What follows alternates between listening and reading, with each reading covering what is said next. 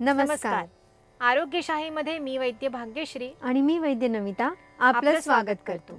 आरोग्यशाहीमध्ये आजचा दिवस आहे खास तुमच्या प्रश्नाचं उत्तर देण्याचा. सौ सुषमा यांचा एक प्रश्न आलाय. त्यांनी विचारलंय, त्यांचा नातू नुकताच 6 महिन्यांचा झाला, त्याला घरचं लोणी साजूक तूप कधीपासून द्यायला हवं? सुषमाताई, आजच्या गोपाळ काल्याच्या दिवशी तुम्ही हा अगदी छान प्रश्न विचारला. आपल्या सगळ्यांच्या घरात देव्हाऱ्यामध्ये जसा बालकृष्ण असतो तसाच तो घरातल्या लहान बाळाच्या रूपातही असतो.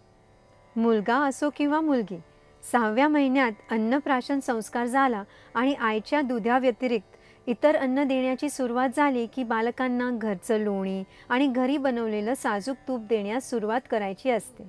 खीर असू दे, पेज असू दे किंवा मुगाचं साधं पाणी असू दे, त्यात वरून थोडंसं तरी तूप नक्की टाकावं. घरी ताजं लोणी बनेल त्या दिवशी थोडंसं लोणी साखरसुद्धा खायला द्यावं.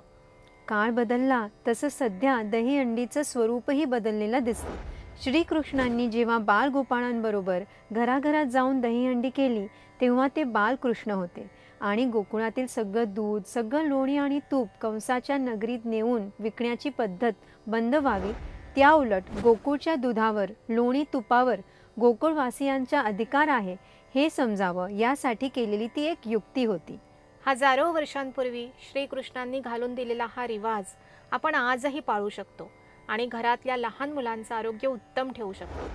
प्रोटीनच्या नावाखाली उगाचच अंडी, पनीर किंवा टॉनिक पावडर देण्यापेक्षा सुरुवातीपासूनच मुलांना चांगलं दूध, घरी बनवलेलं लोणी आणि तूप देणं ही खरी श्रीकृष्णांची भक्ती असेल.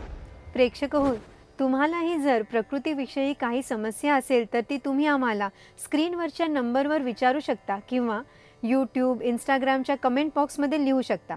आपल्या प्रश्नाचं उत्तर जाणून घेण्यासाठी पाहत राहा आरोग्यशाही लोकशाही मराठीवर.